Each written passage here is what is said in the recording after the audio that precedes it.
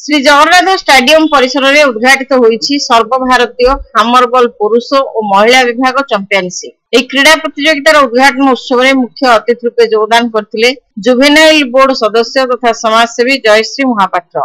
विभिन्न राज्यों आसीथिबा क्रीड़ाविद मानक द्वारा फ्लैग मार्च करा जायथिला। हामरबॉल एसोसिएशन ऑफ इंडिया सचिव मनीष कुमार श्रीवास्तव स्वागत भाषण प्रदान करथिले। एसोसिएशन जातीय उपसभापति रिंटू मित्र, राज्य हामरबॉल एसोसिएशन उपसभापति सोमनाथ पट्टनायक, राज्य संपादक रागिणी मित्र मंचासीन थिले। मुख्य अतिथि डॉक्टर महापात्र क्रीड़ाविद मानक सहित साक्षात पर बैटिंग करी प्रतियोगितार शुभारंभ करथिले। उद्घाटन समारोह रे चित्ताकर्षक सांस्कृतिक कार्यक्रम परिवेषण करा जायतिला। सिंघारी एंटरटेनमेंट पक्षरु कलाकार माने सांस्कृतिक कार्यक्रम परिवेषण करथिले। कार्यक्रम संयोजना करथिले सिंघारी आलोक खुंटिया। रागिणी मित्र कार्यक्रम परिचालना करथिले। पाखापाखि 300 रु 350 पिला योगदान करछन्ते।